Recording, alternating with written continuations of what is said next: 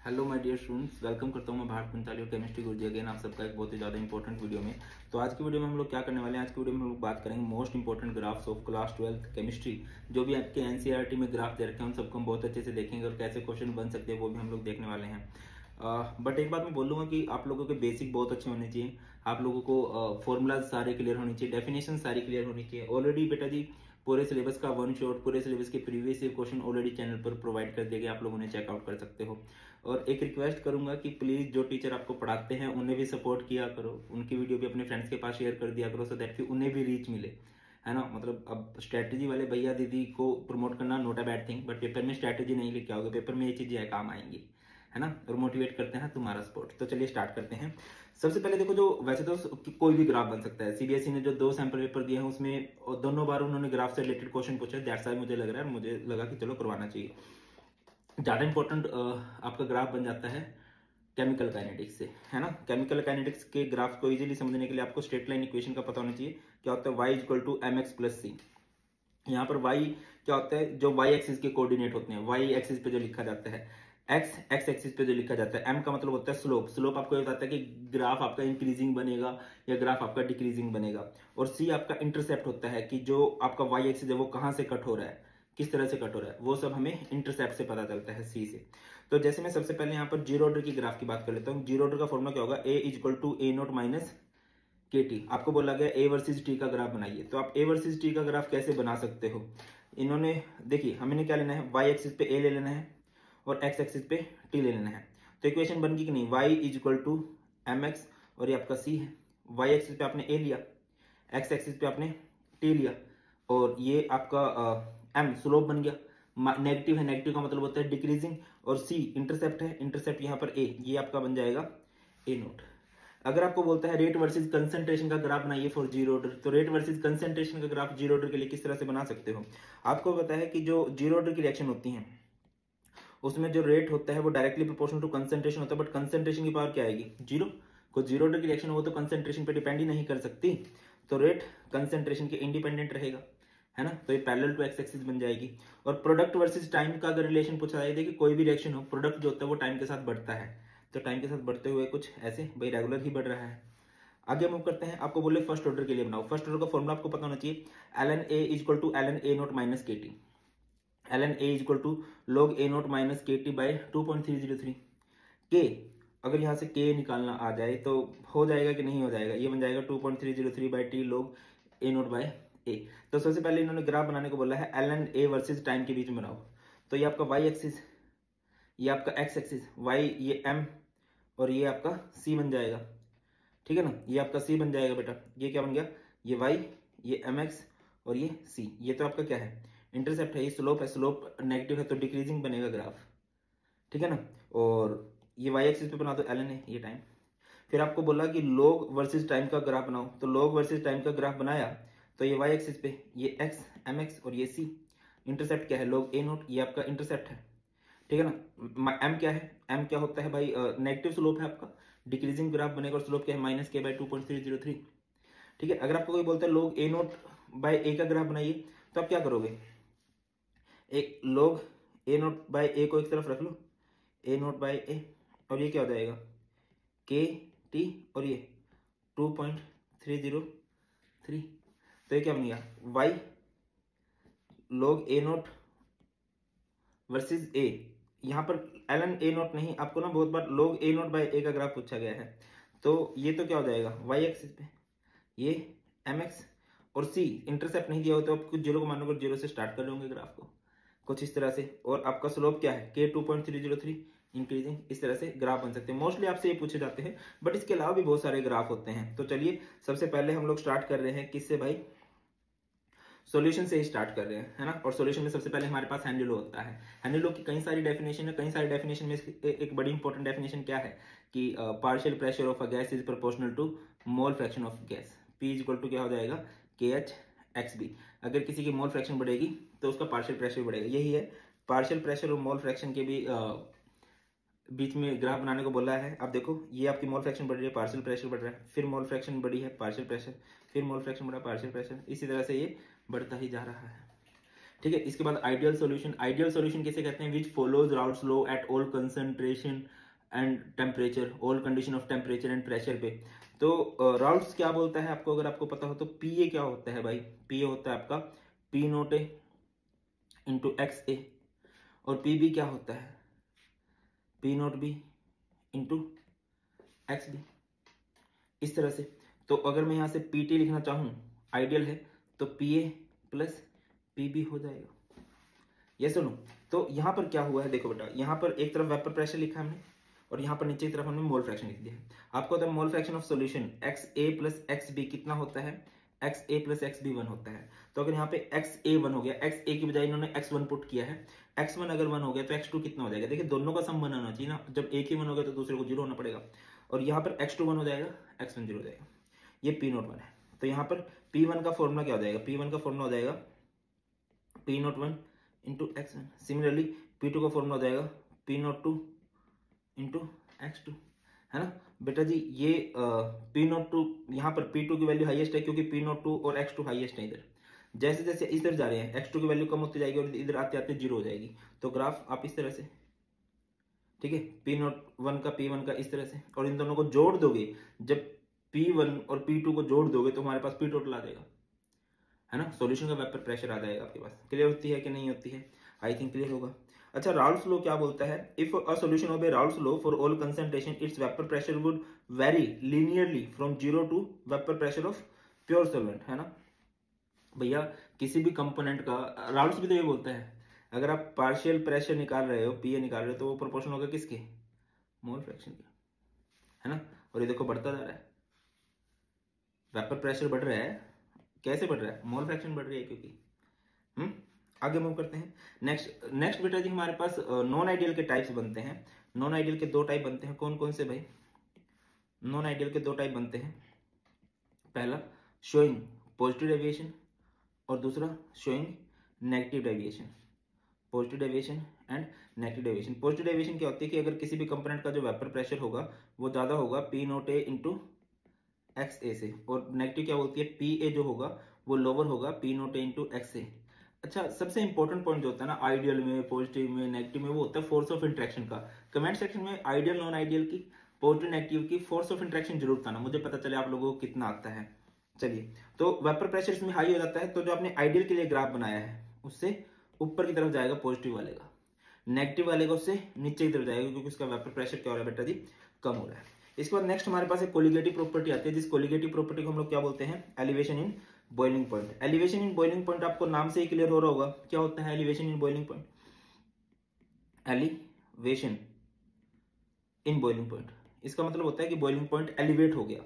किसका boiling point elevate हो जाता है ब्रो, सॉल्यूशन का, किसके कंपैरिजन में, सॉल्वेंट के कंपैरिजन में। और इन दोनों का जो डिफरेंस होता है उसे बोलते हैं delta T B, elevation in boiling point. Delta T B क्या होता है, T B minus T naught B, है ना, यही होता है। यहाँ पर टी बी का मतलब होता है बॉइलिंग पॉइंट ऑफ सॉल्यूशन और टी नोट बी का मतलब होता है boiling point of pure solvent. अब बॉइलिंग पॉइंट किसे कहा जाता है, अगर आपको कोई बोले बॉइलिंग पॉइंट को डिफाइन करो, बॉइलिंग पॉइंट का मतलब होता है it is the temperature at which vapour pressure of a component become equal to vapour pressure of atmospheric pressure, sorry, ये वो टेम्परेचर होता है, it is the temperature at which vapour pressure becomes equals to atmospheric pressure. ये हमारे पास atmospheric pressure है, ये component का vapour pressure बढ़ता जा रहा है। इस पॉइंट पे वेपर प्रेशर एटमॉस्फेरिक प्रेशर के इक्वल हो गया, इसको टेम्परेचर से मिला दो तो ये बॉइलिंग पॉइंट हो जाएगा। ये दूसरा है, ये हमारे पास सॉल्यूशन है, ये इसका वेपर प्रेशर बढ़ता जा रहा है, इस पॉइंट पे जाके एटमॉस्फेरिक प्रेशर के इक्वल हो गया, इसको भी टेम्परेचर से मिला दो, ये बॉइलिंग पॉइंट हो गया। ये वेपर प्रेशर ऑफ सॉल्यूशन था, ये बॉइलिंग पॉइंट ऑफ सॉल्यूशन है। ये वेपर प्रेशर ऑफ सॉल्वेंट था, ये बॉइलिंग पॉइंट ऑफ सॉल्वेंट है। और इन दोनों का जो डिफरेंस होगा, this difference is known as delta T B. बिल्कुल डिट्टो कॉपी है डिप्रेशन इन फ्रीजिंग पॉइंट। बेटा जी वर्ड्स पे फोकस कीजिए, डिप्रेस का मतलब हो जाता है कम हो जाना, डिप्रेशन इन फ्रीजिंग पॉइंट, की जो फ्रीजिंग पॉइंट है वो कम हो जाएगा। किसका फ्रीजिंग पॉइंट कम हो जाएगा, सॉल्यूशन का, किसके कंपैरिजन में, सॉल्वेंट के कंपैरिजन में। क्यों, क्योंकि वहां पर नॉन वोलेटाइल सॉल्यूट ऐड कर दिया है। अब फ्रीज होना किसे बोलते हैं, जब आपका एक लिक्विड कंपोनेंट चेंज हो रहा हो सॉलिड में, है ना, जिस पॉइंट पे, जिस टेम्परेचर पे आपका लिक्विड सॉलिड में ट्रांजिशन शो करने लग जाता है ना, उस तरफ जाने लग जाता है, उसको हम लोग बोल देते हैं कि हाँ भाई ये इसका फ्रीजिंग पॉइंट है ना। तो देखो बेटा, ये है लिक्विड सॉल्वेंट, इस पॉइंट पे इन दोनों का वेपर प्रेशर सेम हो रहा है, इसको टेम्परेचर से मिला दो, ये हो जाएगा freezing point of pure solvent. ये है सॉल्यूशन। इस पॉइंट पे दोनों का वेपर प्रेशर सेम हो रहा है, इसको टेम्परेचर से मिला दोगे, बन जाएगा freezing point of solution. Depression का मतलब होता है कम हो जाना, फ्रीजिंग पॉइंट ऑफ सॉल्यूशन कम होता है, बॉइलिंग पॉइंट ऑफ सॉल्यूशन ज्यादा होता है। इन दोनों का डिफरेंस है। और ये डेल्टा टी एफ क्या हो जाता है भाई, डेल्टा टी एफ होता है बेटा आपका, ज्यादा में से कम माइनस करेंगे, T not F minus T F. याद रखिए डिप्रेशन मतलब कम हो जाना, फ्रीजिंग पॉइंट ऑफ सॉल्यूशन कम होता है, बॉइलिंग पॉइंट ऑफ सॉल्यूशन ज्यादा होता है, दैट्स व्हाई बॉइलिंग पॉइंट का नाम होता है एलिवेशन इन बॉइलिंग पॉइंट। आगे मूव करते हैं तो हमारे पास इलेक्ट्रोकेमिस्ट्री। इलेक्ट्रोकेमिस्ट्री से हमारा एक ही ग्राफ बनता है और यही बहुत इंपॉर्टेंट है, इसी के पूछे जाने के चांसेस सबसे ज्यादा भी बनते हैं। ये ग्राफ है molar concentration versus molar concentration, molar conductivity versus concentration के रूट का। एक डी बाई हेक्टल इक्वेशन है जो बोलती है मोलर कंडक्टिविटी जो होती है वो इक्वल होती है limiting molar conductivity minus concentration का रूट, इस तरह से। तो देखिए आपको पता होना दो तीन बातें होती हैं, मैं आपको बताऊं। एक होती है conductivity, conductivity is kappa, kappa is directly proportional to होता है कंसंट्रेशन के एंड इनवर्सली प्रोपोर्शनल होता है डाइल्यूशन के। ऑन द अदर हैंड अगर मैं मोलर कंडक्टिविटी की बात करता हूं, मोलर कंडक्टिविटी जो होती है वो डायरेक्टली प्रोपोर्शनल होती है डाइल्यूशन के एंड इनवर्सली इनवर्सली प्रोपोर्शनल होती है बेटा जी कंसंट्रेशन के। मैं इसको थोड़ा सिंपल वर्ड्स में समझाने का प्रयास करता हूँ, क्या कहना चाह रहा हूँ। आपने फॉर्मूला तो सुना होगा कि मोलर कंडक्टिविटी का फॉर्मूला क्या होता है, कप्पा इंटू में 1000 बाय एम। तो यहां से अगर कप्पा का मोलर कंडक्टिविटी का और एम का रिलेशन आप देखो तो मोलर कंडक्टिविटी में और मोलर कंसंट्रेशन में इनवर्स का रिलेशन है। अगर मोलर कंडक्टिविटी बढ़ेगी, अगर मोलर कंसंट्रेशन बढ़ेगी तो मोलर कंडक्टिविटी घट जाएगी। तो देखो जैसे जैसे हम कंसंट्रेशन कम करते हैं ना मोलर कंडक्टिविटी बढ़ती है, यही बात हम लिख रहे हैं दैट की molar conductivity is inversely proportional to concentration. ठीक है, तो भाई साहब और कंसंट्रेशन कम कैसे कर सकते हो आप, मान के चलो कि ना एक बर्तन है, एक गिलास है, उसमें 1 चम्मच चीनी का डाल दिया और आधा गिलास वो पानी का है, तो उसमें चीनी की कंसंट्रेशन ज्यादा है, वो पानी आपको बहुत मीठा लग रहा है, तो वहां पर उसकी कंसंट्रेशन कम कैसे की जा सकती है, डाइल्यूशन करके। आप उसमें पानी मिलाओगे, डाइल्यूशन बढ़ेगा, पानी बढ़ेगा, कंसंट्रेशन गाढ़ापन वहां पर अमाउंट ऑफ सोल्यूट जो है वो कम हो जाएगा। Come to the point. तो क्या होता है, आप डाइल्यूशन जब करते हो तो कंसंट्रेशन कम हो जाती है, इस तरह जाते हो कंसंट्रेशन कम हो रही है। अब ग्राफ देखो, अच्छा ये जो होता है ना ये होता है बेटा जी फॉर वीक इलेक्ट्रोलाइट। ये किसके लिए है, फॉर वीक इलेक्ट्रोलाइट। ये किसके लिए है, फॉर स्ट्रॉन्ग इलेक्ट्रोलाइट। ठीक है ना, स्ट्रॉन्ग इलेक्ट्रोलाइट के लिए अगर आप ग्राफ देखो तो धीरे धीरे धीरे धीरे धीरे धीरे बढ़ रहा है। वीक इलेक्ट्रोलाइट के लिए ग्राफ बहुत ज्यादा बढ़ता है और एक टाइम आके तो ये पैरेलल टू वाई एक्सिस हो जाता है। एक्स्ट्रा प्लॉट करोगे तब भी कुछ नहीं मिलेगा। हाँ, जब आप स्ट्रॉन्ग इलेक्ट्रोलाइट के लिए एक्स्ट्रा प्लॉट करते हो ना तो आपको वैल्यू मिल जाती है ना। स्ट्रॉन्ग इलेक्ट्रोलाइट के लिए लिमिटिंग मोलर कंडक्टिविटी निकालना इजी है, वीक इलेक्ट्रोलाइट के लिए लिमिटिंग मोलर कंडक्टिविटी नहीं निकल पाती, दैट्स व्हाई हम लोग कोलरस लॉ का यूज करते हैं। क्यों, लिमिटिंग मोलर कंडक्टिविटी का मतलब होता है जब कंसंट्रेशन जीरो को अप्रोच करे। तो जैसे कि एक स्ट्रॉन्ग इलेक्ट्रोलाइट की वैल्यू यहां तक दे रखी है, तो हम इसको एक्स्ट्रा प्लॉट करके ना जीरो कंसंट्रेशन तक मिला सकते हैं, इस पॉइंट पे कंसंट्रेशन जीरो हो जाती है। बट अगर मैं वीक इलेक्ट्रोलाइट के लिए एक्स्ट्रा प्लॉट भी करूंगा तो क्या हो जाएगा, ये तो भाई सब सीधे ऐसे निकल जाएंगे, है ना। अच्छा, वैसा क्यों है कि स्ट्रॉन्ग इलेक्ट्रोलाइट के लिए ग्राफ थोड़ा थोड़ा बढ़ रहा है और इसके लिए एकदम से ऐसे जा रहा है। रीजन बिहाइंड दिस की जो स्ट्रॉन्ग इलेक्ट्रोलाइट होते हैं वो इनिशियली ही कंप्लीटली डिसोसिएट हो जाते हैं, तो जब हम डाइल्यूशन करते हैं, जब हम पानी डालते हैं तो वो और ज्यादा डाइल्यूशन शो नहीं करते। ठीक है, उसमें सिर्फ आयंस के बीच का स्पेस बढ़ता है जिससे वो इजीली मूव कर पाते हैं, दैट्स व्हाई उनकी मोलर कंडक्टिविटी बढ़ जाती है। ऑन दी अदर हैंड अगर मैं बात कर लेता हूँ वीक इलेक्ट्रोलाइट के लिए, तो जब हम उसका डाइल्यूशन करते हैं तो डाइल्यूशन करने पे क्या होता है बेटा, वीक इलेक्ट्रोलाइट ना पानी डालने पे टूटते जाते हैं, वहां पे नंबर ऑफ आयंस बढ़ रहे होते हैं और नंबर ऑफ आयंस के अलावा वहां पर स्पेस भी बढ़ रहा होता है, वॉल्यूम भी बढ़ रहा होता है। दैट्स व्हाई वीक इलेक्ट्रोलाइट के लिए 2 केस फेवरेबल होते हैं, स्ट्रॉन्ग इलेक्ट्रोलाइट के लिए सिर्फ एक। दैट्स व्हाई स्ट्रॉन्ग कम धीरे धीरे बढ़ता है और ये बहुत ज्यादा। इसके बाद है हमारे पास rate of reaction. Rate of reaction की बात करें तो 2 तरह की रेट ऑफ रिएक्शन की बात की गई है। एक है एवरेज रेट ऑफ रिएक्शन, है ना। क्या होता है भाई average rate of reaction, change in concentration upon time interval की बात करते हैं। टाइम इंटरवल का मतलब होता है टाइम गैप। और एक होती है इंस्टेंटेनियस रेट ऑफ रिएक्शन जिसमें हम बात करते हैं change in concentration so sorry बेटा अपॉन में at a given instant of time. किसकी बात करते हैं, इंस्टेंट ऑफ टाइम की बात करते हैं। अच्छा, एक और ग्राफ, ये तो आपने क्लास 11th में भी देखा होगा। ठीक है, अगर हम ऐसे लिखें कंसंट्रेशन वर्सेस टाइम, एक सिंपल बात बताता हूं मैं तुम्हें। जैसे कि किसी जगह पर हम आटे से रोटी बना रहे हैं, आटा है और आटे से क्या बना रहे हैं, रोटी बना रहे हैं।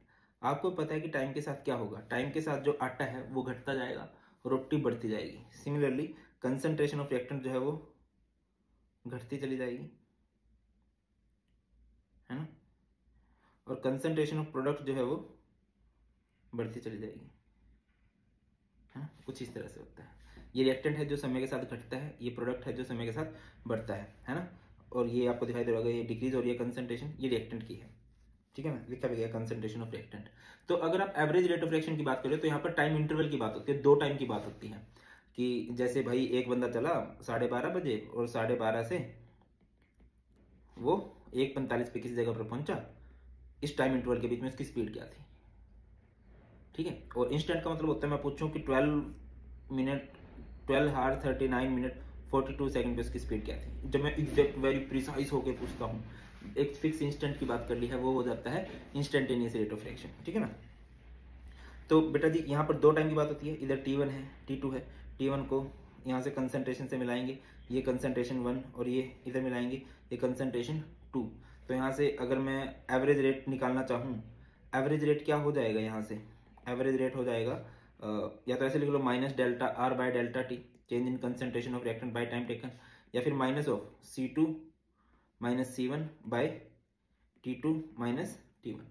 और अगर आपको कोई बोलता है इंस्टेंटेनियस रेट ऑफ रिएक्शन कर लो, इंस्टेंट के लिए आप क्या करते हो, जो टाइम जिस टाइम की बात की जा रही है उस पे हम लोग क्या करते हैं, उस टाइम पे टेंजेंट ड्रॉ कर देते हैं कंसंट्रेशन ऑफ रिएक्टेंट पे, और जो स्लोप होगा नेगेटिव स्लोप है वही क्या है, आपकी रेट ऑफ रिएक्शन। कैसे, मैं आपको समझाऊंगा, आपको बातें थोड़ी ज्यादा समझ में आ जाएंगी। एक बार ना मैं प्रोडक्ट के लिए और बता देता हूँ। जैसे कि यहाँ पर कंसंट्रेशन ऑफ प्रोडक्ट है, प्रोडक्ट की कंसंट्रेशन बढ़ रही है। अगर आप एवरेज रेट ऑफ रिएक्शन निकालना चाहते हो तो 2 टाइम की बात करोगे, T1 की T2 की। T1 को कंसंट्रेशन से मिलाओ C1, T2 को कंसंट्रेशन से मिलाओ C2। जो टाइम चेंज हुआ है वो है डेल्टा टी, और जो कंसंट्रेशन चेंज आया C2 माइनस C1 वो है चेंज इन कंसंट्रेशन, है ना। और अगर मैं इंस्टेंटेनियस रेट ऑफ रिएक्शन निकालना चाहता हूँ किसी एक स्पेसिफिक टाइम पे, तो उस टाइम से कंसंट्रेशन से मिला के मैं क्या कर दूंगा, टेंजेंट ड्रॉ करूंगा, और यहाँ पर स्लोप क्या है, पॉजिटिव है, तो वही रेट ऑफ रिएक्शन है। अब देखो जैसे कि ग्राफ ऑफ, अब इस ग्राफ को समझना, ये क्या है, प्रोडक्ट का ग्राफ दे रखा है, इंक्रीजिंग है ना। A graph of volume of hydrogen release velocity time for the reaction between zinc and dilute HCl is given in figure 4.2 on the basis of the mark the correct option। कुछ option आपको दे रखे हैं, आपको क्या बताना है, average rate बतानी है और 40 के लिए बताना है।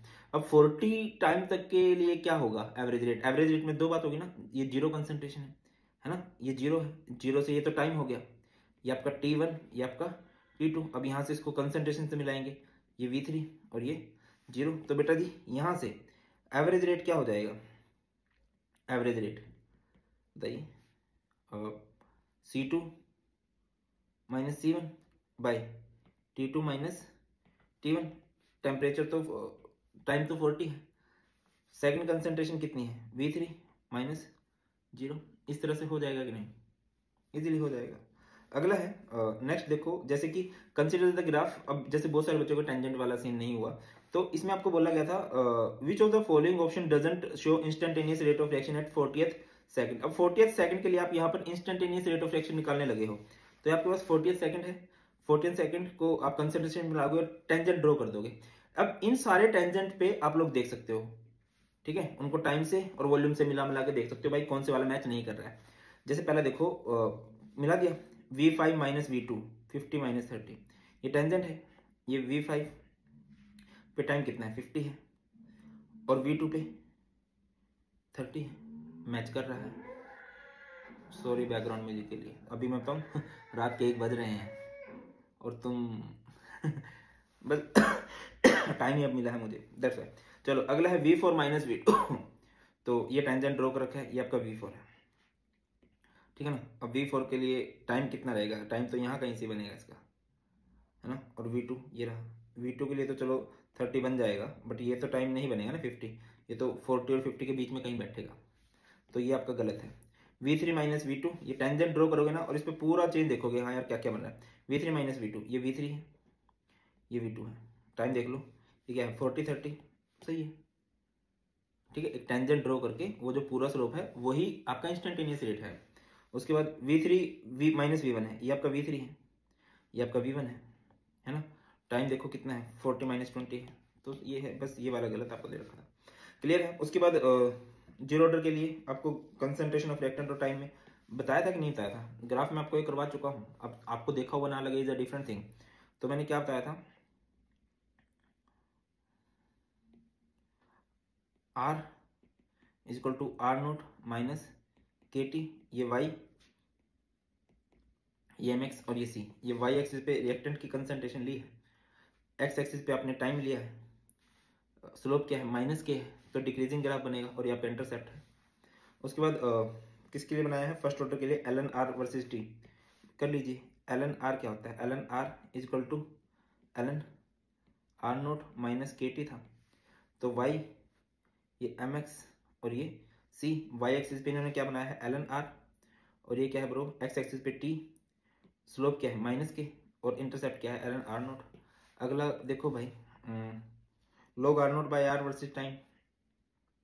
टी का फॉर्मूला क्या है, अगर सबसे ज्यादा न्यूमेरिकल्स के लिए तो फॉर्मूला यूज करते हैं 2.303 by K log R naught by R. तो log R naught by R को एक तरफ रख लो, log R naught by R, और ये क्या हो जाएगा, के टी बाई 2.303। तो ये वाई है, ये एम एक्स है, और सी देने लिखा कॉन्स्टेंट है जीरो मान लो, है ना, जीरो ही ऐड है ना भाई, तो इंटरसेप्ट आपका जीरो है, तो ग्राफ जीरो से स्टार्ट करोगे। ये वाई एक्सिस पे ये है, एक्स एक्सिस पे टी है, और ये आपका क्या बनेगा, स्लोप पॉजिटिव है, तो ग्राफ इंक्रीजिंग बन जाएगा। ठीक है। अच्छा, ये बहुत बेसिक सा रहता है कि आपको पूछा गया है potential energy versus reaction coordinate का ग्राफ बनाना है, कि जैसे ये रिएक्टेंट है, रिएक्टेंट से क्या बन रहा है बेटा, ये प्रोडक्ट बन रहा है। रिएक्टेंट से प्रोडक्ट बनाना तो एक पहाड़ी क्रॉस करनी पड़ती है, इस पहाड़ी के पीक पॉइंट पे जो एनर्जी होती है, थ्रेशोल्ड एनर्जी, एक्टिवेटेड कॉम्प्लेक्स से हम लोग बोलते हैं। ठीक है ना। अब देखो, ये रिएक्टेंट है और ये प्रोडक्ट है, रिएक्टेंट से प्रोडक्ट जो है नीचे की तरफ है, तो मान के चलो रिएक्टेंट की एनर्जी 200 होगी, इसकी एनर्जी 100 होगी, तो 200 से 100 में तो प्रोडक्ट बन जाएगा, 100 रिलीज हो जाएगी, तो ये जो रिएक्शन है एक्सोथर्मिक है। अगर ये ऐसे होती, मान लो प्रोडक्ट यहाँ पर होता, इसकी एनर्जी मान लो 400 है, तो ये 200 है, इसको 200 एनर्जी की और रिक्वायरमेंट होती, ये एब्जॉर्ब करता तब ये प्रोडक्ट बना सकता था, और इस तरह की प्रोसेस को हम लोग एंडोथर्मिक प्रोसेस बोल देते हैं। ठीक है ना। अच्छा, ये एल एन के और 1/t का ग्राफ है, तो ये आर्हेनियस इक्वेशन है। आर्हेनियस इक्वेशन क्या थी, L N K is equal to L N A. वैसे तो फॉर्मूला क्या बनता है, K is equal to A dot e की power minus E A R T, और ये क्या बन जाएगा, L N K is equal to L N A minus E A R T. ये वाई 1/t, इसको ऐसे लिख लो ना, ये वाई, ये एक्स, ये एम और ये सी। वाई क्या है आपका, एल एन के, और ये 1/t है। इंटरसेप्ट क्या बनेगा, minus E A are, graph decreasing बनेगा, और इंटरसेप्ट क्या बनेगा, एल एन ए, इस तरह से। अच्छा, कैटलिस्ट का रोल दिया गया है। देखिए, कैटलिस्ट किसी भी रिएक्शन में क्या कर सकता है, कैटलिस्ट किसी भी रिएक्शन को एक शॉर्टकट प्रोवाइड करता है विद लोअर एक्टिवेशन एनर्जी। यहाँ पर देखो तो गैप है, यहाँ पर कम एनर्जी की जरूरत पड़ रही है, ऊपर ज्यादा एनर्जी की जरूरत पड़ रही है। इसके बाद नेक्स्ट हमारे पास है trends in melting point of transition metals. देखिए, ट्रांजिशन मेटल्स के अगर मैं मेल्टिंग पॉइंट की बात करता हूँ, मेल्टिंग पॉइंट आपका डिपेंड करता है स्ट्रेंथ ऑफ मेटालिक बॉन्ड पे। किस पे डिपेंड करता है, स्ट्रेंथ ऑफ मेटालिक बॉन्ड, है ना। और स्ट्रेंथ ऑफ मेटालिक बॉन्ड का क्या है, किसके पे डिपेंड करती है, नंबर ऑफ अनपेयर्ड इलेक्ट्रॉन पे। जितने ज़्यादा अनपेयर्ड इलेक्ट्रॉन होंगे उतनी ज़्यादा मेटालिक बॉन्ड स्ट्रॉन्ग होगा, और उतनी ही हाई मेल्टिंग पॉइंट होगा।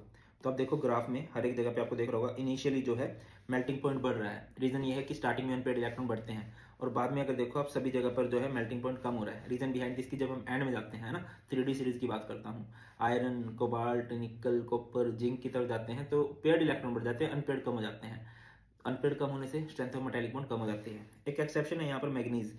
मैग्नीज की कन्फिग्रेशन है, मैग्नीज का एटॉमिक नंबर 25 होता है। कन्फिग्रेशन इसकी बनती है AR18 4s2 3d5। अब बहुत सारे बच्चे बोलेंगे सर इसके पास तो D5 है ना, और 5 अनपेयर्ड इलेक्ट्रॉन है, तो ये अपने अनपेयर्ड इलेक्ट्रॉन से अपने मेटालिक बॉन्ड को स्ट्रॉन्ग नहीं करता है, ये अपनी हाफ फील्ड कन्फिग्रेशन को बना के रखता है, स्टेबल होना चाहता है। देखिए, उनके पास अनपेयर्ड इलेक्ट्रॉन है, तो वो मेटालिक बॉन्ड में डालते हैं उन इलेक्ट्रॉन्स को, अपना मेटालिक बॉन्ड स्ट्रॉन्ग करते हैं, और ये क्या करता है, अपने हाफ फील्ड कन्फिग्रेशन से खुद को स्टेबल रखता है। दैट्स वाई यहाँ पर आपको एक डिप दिखता है ना, जहां पर भी ये एग्जैक्टली हाफ फील्ड कन्फिग्रेशन आ रही है। सेम आपका ये एटमाइजेशन इंथैल्पी है। एटमाइजेशन इंथैल्पी भी क्या होता है कि आपको एक सॉलिड एटम को गैसियस एटम में कन्वर्ट करना है ना, या सॉलिड सब्सटेंस को गैसियस में। तो सॉलिड से गैसियस फॉर्म में कन्वर्ट करना चाह रहे तो ये भी कुछ मेल्टिंग पॉइंट जैसा ही कंसेप्ट है, वो भी स्ट्रेंथ ऑफ मेटालिक बॉन्ड पे डिपेंड करता है। और स्ट्रेंथ ऑफ मेटालिक बॉन्ड पे डिपेंड करता है तो क्या होगा, नंबर ऑफ अनपेयर्ड पे। तो आप देखो जहां पर स्टार्टिंग में अगर आप ऑब्जर्व करो, जहां पर अनपेयर्ड ज्यादा है वहां पर ग्राफ का पीक है, और जहां पर अनपेयर्ड कम है वहां पर डिप होता जा रहा है। हाँ, और मैग्नीज का वही साइन बनता है कि वो अपने मेटालिक बॉन्ड को स्ट्रॉन्ग नहीं कर रहा। उसके बाद 3D सीरीज है, लेफ्ट राइट जब हम जाते हैं 3D सीरीज में, 4D सीरीज में, ट्रांजिशन सीरीज में, तो एटॉमिक रेडियस क्या होता है, decrease same increase decrease same increase decrease same increase. अच्छा, इसका कुछ रीजन होता है, कमेंट सेक्शन में बताना कि पहले डिक्रीज क्यों रहा है, फिर सेम क्यों रहा है, फिर इंक्रीज क्यों रहा है। 3D सीरीज में इस तरह से चलता है। उसके बाद है हमारे पास trends in M2 positive by M, standard electrode potential, बहुत इंपॉर्टेंट है, बच्चों को बड़ा कंफ्यूजिंग सा लगता है। इसको स्टैंडर्ड इलेक्ट्रोड पोटेंशियल को स्टैंडर्ड रिडक्शन पोटेंशियल भी बोलते हैं।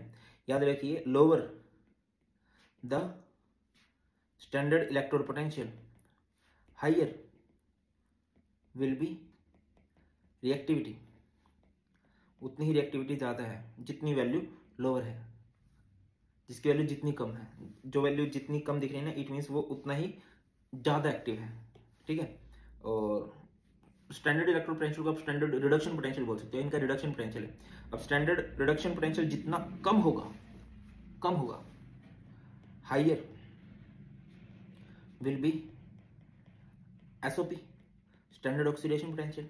ऑक्सीडेशन पोटेंशियल ज्यादा होगा तो बेटर रिड्यूसिंग एजेंट, रिड्यूस कर सकते हैं दूसरों को। वीक ऑक्सीडाइजिंग एजेंट, वो सब वीक ऑक्सीडाइजिंग एजेंट भी होते हैं। और लिबरेट हाइड्रोजन गैस, याद रखना, वो सब हाइड्रोजन गैस को रिलीज करते हैं जिनका लोअर होता है या नेगेटिव होती है। तो यहाँ पर एक श्रीमान है कॉपर दादा is the only element of 3D series which show positive value of standard electrode potential. और वो भी क्यों होता है, क्योंकि देखिए जो स्टैंडर्ड इलेक्ट्रोड पोटेंशियल होता है वो 3 फैक्टर्स पे डिपेंड करता है ना। पहला होता है सब्लिमेशन एनर्जी, उसके बाद होता है आयनाइजेशन एनर्जी, उसके बाद होती है हाइड्रेशन एंथैल्पी। तो जो सब्लिमेशन एनर्जी और आयनाइजेशन एंथैल्पी होती है ना, वो ज्यादा पॉजिटिव होती है then hydration enthalpy, that's why इसका ये पॉजिटिव आ जाता है, बाकी सबके केस में ये नेगेटिव रहता है। अच्छा, यहाँ पर 4F सीरीज की बात हो रही है। 4F सीरीज में जब हम लेफ्ट राइट जाते हैं तो कॉन्टिन्यूसली साइज डिक्रीज करता है, एटॉमिक रेडियाई भी आयनिक रेडियाई भी। और ऐसा होता क्यों है, due to the poor shielding effect of 4F electrons, 4F orbital. और 4F ऑर्बिटल की जो शेप होती है वो डिफ्यूज होती है, जिसकी वजह से उसका शील्डिंग इफेक्ट बहुत पुअर होता है और इलेक्ट्रॉन अंदर की तरफ अट्रैक्शन करते हैं, साइज डिक्रीज होता जाता है, रेगुलर डिक्रीज आप देखो। और इस लगातार साइज के डिक्रीज होने को हम लोग लेंथेनोइड कॉन्ट्रैक्शन बोलते हैं, बहुत इंपॉर्टेंट है। तो बेटा जी ये हैं सारे के सारे ग्राफ, है ना। और ये पीडीएफ आपको मिल जाएगी टेलीग्राम चैनल, जो कि भारत पंचाल सर के नाम से है, एक बार देख लेना। बट स्टिल मैं रिकमेंड करूंगा कि आपके कंसेप्ट बहुत अच्छे होने चाहिए। बहुत ख्याल रखिए, बहुत जल्द मिलते हैं। God bless you, please take care, जय हिंद।